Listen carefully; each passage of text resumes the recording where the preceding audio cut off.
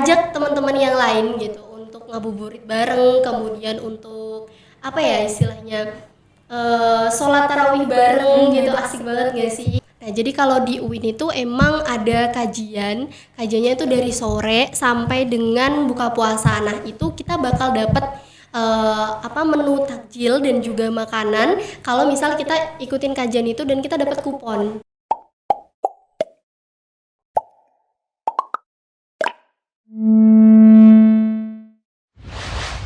Halo Sobat Kalijaga Muda, kembali lagi di podcast Pojok Tarbiyah, berbagi dan menginspirasi. Teman-teman, kali ini kita kedatangan tamu yang sangat spesial nih. Dari Pendidikan Agama Islam, salah satu wajah Mapres kita ya, dari Angkatan 2020. Mbak Ridaul Mahfiroh, apa kabar nih Mbak? Alhamdulillah baik, luar biasa karena sampai detik ini masih diberikan kesehatan dan sangat luar biasa sekali saya diundang di podcast Pojok Tarbiyah. Semoga dari cerita-cerita saya dapat menginspirasi banyak teman-teman yang sedang menonton. Betul sekali. Nah Mbak Daul, akhir-akhir ini kira-kira kesibukannya apa sih Mbak? Jadi kesibukan saya, ini kan saya angkatan 2020. Saya sekarang semester 8. Kesibukannya yang paling utama adalah skripsi. Tapi di samping skripsi juga kita harus tetap produktif gitu kan. Sebagai mahasiswa kita harus bisa tetap mengutamakan pengalaman, kemudian jangan sampailah kita menyesal karena ketika kita lulus kita tidak memiliki banyak pengalaman begitu. Jadi sembari saya mengerjakan skripsi karena sudah tidak ada mata kuliah lainnya, saya juga sambil kerja part time, kemudian saya juga magang di radio. Kemudian ada juga saya sedang mengikuti ajang pencarian bakat begitu Kak Siva. Oke, boleh di-spill kakak nih lagi ajang pencarian bakat apa? Oke, saat ini tahun ini saya sedang mengikuti ajang pencarian bakat Miss Hijab Daerah Istimewa Yogyakarta tahun 2024. Jadi bagi teman-teman semuanya, mohon doa dan dukungannya ya. Oke, sangat luar biasa ya, ternyata sebelumnya juga ikut Duta Genre kalau nggak salah ya, Ya, Kak benar. ya, tahun 2023. Ya, benar. Wah, luar biasa sekali. Mungkin bisa di-spill nih Kak, perjuangan Kakak selama ini untuk mengikuti Miss Hijab DIY itu udah sejauh mana nih Kak? Karena kalau di Miss Hijab kan baru ya, ini baru tahap lolos seleksi dari audisi, jadi sekarang baru ditetapkan sebagai finalis. Sebelumnya tahun 2023 tadi seperti yang disebutin Kak Siva, saya sebagai Duta Genre Daerah Istimewa Yogyakarta, alhamdulillah sudah selesai masa jabatannya 1 tahun. Kemudian saya beralih lagi untuk mengembangkan minat dan bakat saya, yaitu mencoba keberuntungan saya kembali di Miss Hijab Daerah Istimewa Yogyakarta. Kemudian waktu itu pendaftarannya kira-kira ya Februari itu deadline-nya. Kemudian saya mengikutinya rangkaian yang pertama berkas. Kemudian setelah berkas ada seleksinya audisi secara offline. Itu ada seleksi wawancara, kemudian ada seleksi mengaji juga, kemudian catwalk, kemudian minat bakat, kemudian photoshoot. Nah, itu untuk teman-teman semuanya. Jadi kalau misal nantinya setelah ini berminat di ajang pencarian bakat dan lain sebagainya, itu boleh banget nanya-nanya ke aku ya Kak Siva. Siap Kak. Wah, ternyata perjalanannya itu cukup banyak ya Kak yang harus dijalani itu. Oke, kita doakan ya semoga Mbak Daul ini akan menjadi salah satu juara dari Miss Hijab DIY tahun 2024. Amin. Oke, Mbak Daul, besok nih kita sebentar lagi akan merayakan menjalani puasa Ramadan. Nah, kita kan tahu ya kalau puasa Ramadan adalah momentum yang paling dinanti nih sebagian besar umat muslim, karena di situ banyak sekali acara kajian, terus ada pasar Ramadan, terus juga berburu takjilan gitu ya, ngabuburit juga. Bahkan teman-teman aku juga banyak nih yang ikut ngabuburit di RDK UGM. Nah, mana nih kaumnya RDK? Pasti pengen takjilan gratis kan? Oke, nah dari Mbak Daul sendiri kira-kira pengalaman kuliah, pernah nggak sih Mbak Daul itu mengalami masa-masa puasa saat kuliah gitu? Atau pas puasa pasti ada di rumah atau lagi di kampus nih? Oke, jadi waktu itu saya mengangkatan corona ya, angkatan COVID Oke. itu. Jadi hampir berapa ya, sampai semester 4 sepertinya saya masih ada di rumah atau masih sistemnya online ya. Jadi teman-teman, waktu saya menjalani kuliah secara puasa itu baru semester 6 kemarin. Berarti setahun? Iya, baru cuma sekali itu aja. Kemudian kebanyakan waktu itu puasa masuk kuliah secara offline itu waktu di awal-awal. Kemudian di tengah itu ada apa ya istilahnya keringanan lah untuk bisa belajar secara online untuk teman-teman gitu. Meskipun ada beberapa dosen yang memang mengharuskan mahasiswanya untuk tetap offline. Jadi tersebut itu tergantung dosen masing-masing. Kalau saya sendiri pernah begitu. Kemudian kuliah dari pagi gitu kan rasanya ngantuk banget, iya nggak sih ya? Ya, bener Pasti nggak puasa aja ngantuk ya. Apalagi waktu puasa pasti rasanya ngantuk banget, berat banget ya. Kemudian apalagi biasanya ada yang 6 SKS gitu ya. Kemudian apa ya istilahnya kalau misal udah panas terik dan lain sebagainya pulangnya makin besar godaannya. ya benar. Tapi enaknya adalah ketika kita pulang sore itu udah langsung Buka. Iya. Ya nggak kerasa aja ya, gitu ya. itu bagusnya. Tapi kalau misal anak kos ya itu pasti bingung gak sih? Bingung cari bukaan apa ya gitu ya Siva ya. Iya, betul banget. Itu yang jadi galaunya. Jadi ada plus minusnya begitu. Nah, Mbak Daul pernah nggak sih kebagian kelas itu sampai maghrib nih? Kebetulan waktu itu angkatan saya nggak pernah sih. Nggak pernah? Aku nggak pernah, kelas aku tuh nggak pernah maghrib. Jadi kelas aku tuh dari rentang pagi sampai sore. Jadi sorenya maksimal jam 4, jam 5. Kalau maghrib sih aku belum pernah begitu. Tapi kalau misal ada kegiatan di luar sampai maghrib ya pernah begitu. Tapi kalau misal kuliah, selama aku kuliah itu nggak pernah gitu sih. Nah, berarti pulang kuliah kan jam 4 nih Mbak, ada selang waktu 2 jam nih sebelum berbuka. Nah, biasanya Mbak Daul itu ngapain aja nih? Ngabuburit sama teman, pergi jalan-jalan kah atau bagaimana nih? Oke, jadi banyak ya kegiatan yang bisa kita lakukan sebenarnya gitu. Ada yang mungkin kerjanya part time dari sore sampai malam begitu kan. Kemudian ada juga yang memang punya temen circle nih, jadi udah janjian. Oh besok ngabuburitnya di sini, besok ngabuburitnya di sana dan lain sebagainya begitu kan. Ada juga yang mungkin anak kos yang kayak ya udahlah nunggu aja di kamar gitu ya, scroll TikTok gitu kan. Kalau saya pribadi saya mengisinya waktu dengan kadang juga udah janjian sama temen buat ngabuburitnya itu cari-cari takjil di Jogokarian. Sama banget. Iya, Ya, bener ya, ya. rame banget kan Kak? Itu biasanya rame-rame sama temen-temen gitu, janjian dan lain sebagainya. Ada juga waktu itu kan tahun lalu aku udah jadi duta genre. Nah, jadi tahun lalu pengalaman aku itu ngisi acara gitu. Kemudian ada juga apa ya kegiatan bersama anak-anak genre lainnya. Nah, waktu itu tahun lalu seperti itu. Ada juga momen di saat aku gabut banget setelah kuliah, terus habis itu pulang kos ya udah scroll TikTok. Kalau misal sempet masak ya masak, aku masak di kos. Kalau misal nggak sempet ya udah pesen aja di luar. Kalau nggak ya udah cari aja jajanan di Sapen kan banyak banget ya kasih Pak. Nah, kalau itu aku sih. Oke, berarti ada saatnya Mbak Daul itu ngabuburit sama teman-teman, tapi ada saatnya me time gitu ya. Iya, Benar sekali. Oke, nah biasanya kalau kita kuliah terus sambil puasa itu kan lemes banget ya Mbak. Iya. Rasanya tuh kayak panas, lemes, nggak berenergi gitu, nggak semangat untuk kuliah. Nah, ada nggak sih tips dari Mbak Daul biar kita tuh tetap produktif nih di bulan puasa gitu? Emang itu pasti sih gitu. Jadi meskipun nggak kuliah pun, meskipun nggak puasa pun kita kuliah rasanya juga masih nggak mood gitu. Tapi ada hal yang bisa kita lakuin untuk mood seharian gitu. Jadi yang pertama itu bikin enjoy aja. Kalau misal oh ya udah puasanya adalah ladang pahala begitu. Kemudian jangan terlalu apa ya istilahnya ya menggebu-gebu di awal gitu. Nanti kalau misal udah di tengah nanti jadinya kayak males gitu Loyo kan. gitu. Iya, loyo. Kemudian ajak teman-teman yang lain gitu untuk ngabuburit bareng, kemudian untuk apa ya istilahnya sholat tarawih bareng gitu, asik banget gak sih? Nah kemudian bagi-bagi takjil gitu, pernah gak sih teman-teman bagi-bagi takjil gitu kan, itu juga seru, itu juga ladang pahala dari kita sih. Oke, berarti banyak sekali kegiatan yang bisa kita lakukan ya, tetap produktif di bulan Ramadan gitu.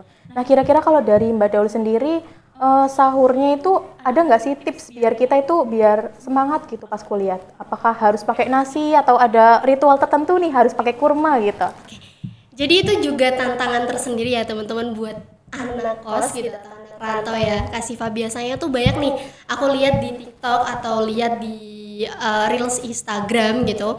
Banyak aku bikin VT tentang apa ya homesicknya anak kos ketika udah menjelang puasa itu harus sahur sendirian ya nggak? Bener banget. kalau kita buka puasa kita masih bisa ketemu banyak Sama orang temen, ya nggak? ya. Kita masih bisa ketemu banyak orang. Tapi kalau misalnya kita udah sahur kita bener-bener kayak pasti sendirian banget gitu kan. Sedih banget nggak sih? Ya, nah itu kita bisa nih pakai tips. Kalau dari aku sih yang pertama, kalau misalnya kita emang udah males banget buat bangun nih ya Kak Siva, itu sebelum tidur atau habis isya lah ya, nah itu temen-temen bisa buat cari-cari makanan dulu.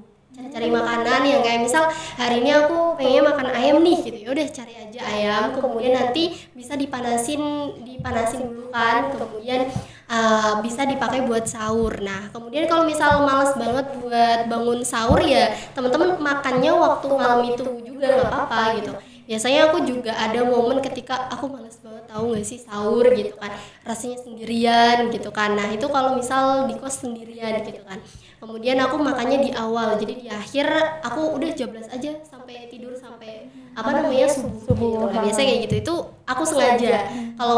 Kalau misal aku emang pengen bangun sahur ya aku pasti pasang alarm dan lain sebagainya.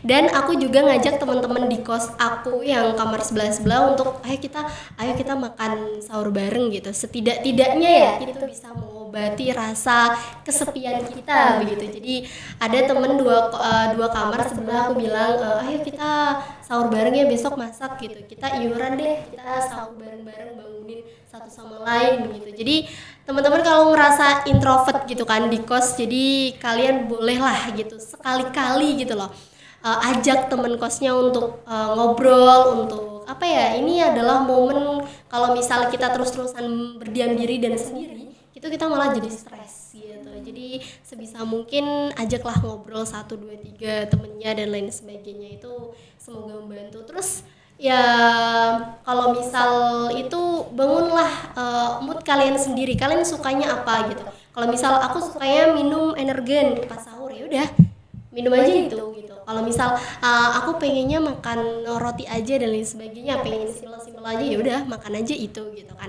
Kemudian ya kalau tips dari aku ya kalian harus banyakin ngobrol deh sama teman-teman kos biar kerasa gitu loh bareng-barengnya. Masa puasa juga kalian harus nangis karena sahur sendirian, nggak lucu nggak sih? Bener banget. Ya, itu Jadi sih emang dari itu suka duka dari mahasiswa perantauan Ya, ya Kak, salah bener satunya banget. adalah sahur gitu ya. Oke, dari kakak sendiri apa sih yang paling membuat kakak semangat di bulan puasa Ramadan ini?